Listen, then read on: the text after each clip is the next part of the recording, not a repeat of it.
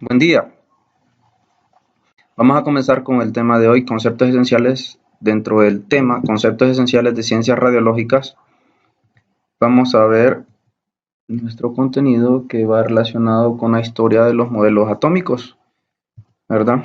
Y va dentro del subtema materia y energía. La materia y la energía. Dentro de lo que es el concepto de lo que es materia, tenemos nosotros que es lo que constituye a la materia son los bloques fundamentales que nosotros conocemos como átomos. La materia es cualquier cosa que ocupa un espacio. Es la sustancia material con masa de la que están compuestos los objetos físicos. Los bloques de construcción complejos fundamentales de la materia son los átomos y las moléculas. Es decir, pues que los átomos se unen entre sí, diferentes tipos de átomos se unen para formar las moléculas. Ejemplo de ello es la molécula de H2O. H2 significa dos átomos de hidrógeno por uno de oxígeno. Esa es la molécula del agua. Asimismo, la energía es la capacidad para hacer un trabajo. La ecuación que une estos dos conceptos es la ecuación famosa de Einstein, E igual mc al cuadrado. La energía es igual a la masa multiplicada por la velocidad de la luz al cuadrado. La velocidad de la luz 3 por 10 a la 8 metros por segundo en el vacío. Y básicamente esa fórmula nos une estos dos mundos, el mundo de la materia con el mundo de la energía. Materia. Pues para hablar de la materia, la materia, la definición es todo lo que ocupa un espacio, ¿verdad? Y está constituido por átomos y consecuentemente todo objeto, toda materia que existe está constituida por átomos. Por lo tanto, tenemos que hablar forzosamente de qué son los átomos. Y para hablar de los átomos, tenemos que hablar precisamente de los modelos atómicos. Entonces vamos a ver la historia de los modelos atómicos, comenzando desde lo que es el átomo griego. Eusebio Demócrito fue uno de los primeros en hablar sobre este tema de la constitución de la materia, que estaba constituido, cuál era la parte fundamental que hacía la materia existente. Entonces, los griegos tenían una representación simbólica basada en lo que ellos conocían como sustancias y esencias de la materia, tal y como lo veían ellos desde su punto de vista. Entonces, los científicos de esa época pensaban que toda materia estaba formada por 4 elementos: tierra, agua, aire y fuego. Según ellos, toda materia podría describirse como una combinación de esos 4 elementos: tierra, fuego, agua, aire, ¿verdad? Y eran elementos básicos y cada uno de ellos tenía una proporción para generar cada uno de los objetos que existen en la naturaleza. Y cada una de esas proporciones estaban modificadas por 4 esencias.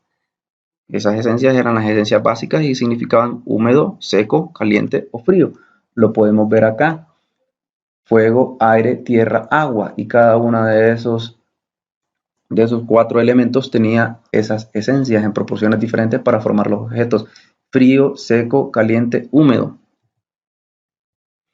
Después tenemos en la historia el otro científico, en este caso un científico, John Dalton, ¿verdad? En 1808, John Dalton, un maestro inglés que publicó un libro resumiendo sus experimentos que mostraba los elementos clasificados de acuerdo a los valores íntegros de la masa atómica. Según Dalton, un elemento estaría compuesto por átomos idénticos que reaccionaban químicamente de la misma manera. Por ejemplo, todos los átomos de oxígeno serían similares y tendrían la misma apariencia, la misma constitución y reaccionarían de igual manera.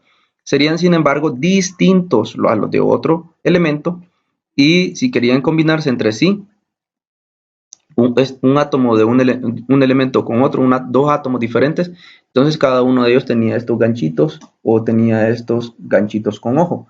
Algunos tenían ojos y también tenían ganchitos y se unían entre sí a través de esos ganchitos y ojos para formar los compuestos. Esa era la idea de Dalton sobre lo que es la constitución fundamental de la materia, los átomos, y eso lo realizó en 1808. Después, Dmitri Ivanovich Mendeleev o Mendeleev, conocido más comúnmente, 50 años aproximadamente después de los trabajos de Dalton. Él era un erudito ruso y básicamente lo que mostró que si los átomos o elementos se disponían por un orden creciente de su masa atómica, se observaba una repetición periódica de similares propiedades químicas. En aquel tiempo habían identificado solamente 65 de los elementos. Del trabajo de Mendeleev resultó la primera tabla periódica de los elementos, y a pesar de que había muchos vacíos en la tabla de Mendeleev, se demostraba que todos los elementos por entonces conocidos podrían ser colocados en uno de estos 8 grupos. Aquí vamos a ver adelante lo que es la tabla periódica, y vamos a ver en esencia que tiene grupos 1, 2, miren, 3, 4, 5, 6, 7, 8, y tiene periodos. Y esta es la disposición de los elementos de acuerdo al razonamiento que hizo Dmitri Mendeleev. Y aquí estamos viendo, miren, el hidrógeno es el primero, 1.00000797 su masa atómica, ¿verdad? Posteriormente viene el helio, posteriormente el litio, y miren cómo va incrementando 4, 6, 9, 10, 12, 14, así consecuentemente. Aquí en esta figura nos hace una referencia al número atómico del tungsteno, ¿verdad? O wolframio. El número atómico de 74, que es muy importante para la radiografía, puesto que de él se hacen los componentes de los tubos de rayos X. Bien, después en la historia nos aparece el átomo de Thomson, JJ Thomson, un científico del Reino Unido. Básicamente su aporte fue en 1904, y él ve al átomo como un pudín incrustado como con pasas, donde el cual las pasas pues serían los electrones, ¿verdad? Básicamente ese es el aporte del átomo de Thomson, ese concepto de lo que es átomo para él, ¿verdad? Y posteriormente vino el átomo de Rutherford, y este Rutherford, mediante una serie de ingeniosos experimentos en 1911, él básicamente refutó el modelo de Thomson, y introdujo lo que es el modelo nuclear, el cual se describe como un centro pequeño, denso, cargado positivamente y rodeado de una nube de electrones que podemos ver acá. La nube de electrones y el centro denso, que en este caso aportó y le llamó núcleo. Posteriormente tenemos a Niels Bohr, ¿verdad? En 1913 hizo su aporte. Básicamente lo que nosotros vamos a manejar en nuestra clase de introducción a la radiología de lo que es el modelo atómico va a estar basado en este modelo, donde cual estamos viendo cada uno de los orbitales que están cuantizada la energía, y los orbitales tienen cada uno su número de capa, 1, 2, 3, y vemos la relación entre energía y frecuencia. La energía de cada uno de estos electrones va a ser igual a la constante de Planck multiplicada por la frecuencia, ¿verdad? Y si un fotón es emitido fuera de una de estas capas, pues va a caer dentro de esta fórmula el cálculo de la energía. Básicamente aquí podremos calcular más adelante lo que es la energía de los rayos X en la producción de rayos X. Y por último tenemos el átomo de Schrödinger, ¿verdad? Erwin Rudolf Joseph Alexander Schrödinger, alemán, ¿verdad? Básicamente él introdujo lo que es el modelo atómico cuántico, pero como ya les hemos mencionado, nosotros nos vamos a quedar con el modelo atómico de Bohr para efectos de nuestro conocimiento en lo que es radiología, puesto que obtenemos los suficientes insumos para comprender lo que sucede en la producción de rayos X y los diferentes fenómenos que ocurren en radiología. Si quieren alguna mayor referencia en lo que es el átomo, pues podríamos decir que aquí tenemos el núcleo atómico haciéndole un zoom, ¿verdad? Aquí está la nube de orbitales con electrones. El núcleo, pues básicamente está constituido de protones y neutrones. El neutrón está hecho de otros materiales fundamentales o otras partículas subatómicas, que en este caso son quarks y gluones. O sea, el neutrón tiene una proporción de quarks y gluones que lo diferencia también del protón, que también tiene otra proporción de quarks y gluones, básicamente. Y pues como ya les había mencionado, nuestra comprensión del átomo hoy día es esencialmente la que presentó Bohr hace casi un siglo. Y los físicos han trabajado con los aceleradores de partículas, han detectado y descrito cerca de 100 partículas subatómicas. Básicamente los nucleones son las partículas que se encuentran en el núcleo, bien su nombre lo dice, nucleones, y los nucleones del átomo son los protones y los neutrones. y están compuestos por quarks, como les había mencionado, que se mantienen ligados por medio de los gluones. Estas partículas, sin embargo, tienen poco interés en radiología y solo nos vamos a quedar con las partículas fundamentales que son el protón, neutrón y el electrón dentro de nuestro conocimiento hasta donde mencionábamos el modelo atómico de Bohr.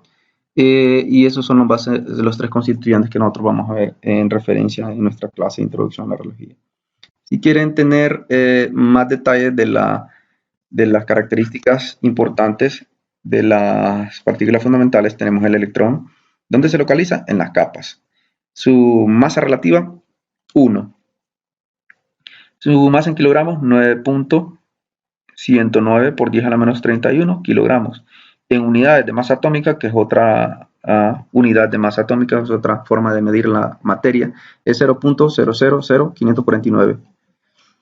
Su número sería 0, la carga negativa menos 1 y el símbolo negativo. Protón, ¿dónde se encuentra? En el núcleo. 1836 es su masa relativa. 1.673 por 10 a la menos 27 unidad, en kilogramos, y en unidades de masa atómica 1.00728. Número 1, carga positiva, símbolo positivo, y así consecuentemente tenemos el neutrón. Su masa es 1838, miren, son muy parecidas. 1.675 por 10 a la 27 kilogramos, 1.00867 unidades de masa atómica. Y así consecuentemente, si ustedes se fijan, el protón y el neutrón tienen similar masa, ¿verdad? Y si ustedes comparan la masa del electrón con la masa del protón y el neutrón, miren, por 10 a la 31 por 10 a la 27. ¿Cuánto le falta para llegar a 31? 4, ¿verdad? Y eso representa 10 a la 1 es 10, 10 a la 2 es 100, 10 a la 3 es 1000. ¿De acuerdo? Entonces por ahí podemos sacar una proporción de cuánto más grande es la masa del electrón en relación a la masa del protón y la del neutrón. Así pues llegamos al final de este contenido. Si quieren tener mayor referencia, mayores videos que nos aporten a este contenido, pueden ver estos enlaces que estamos viendo en esta parte de acá. Y muchas gracias por su atención.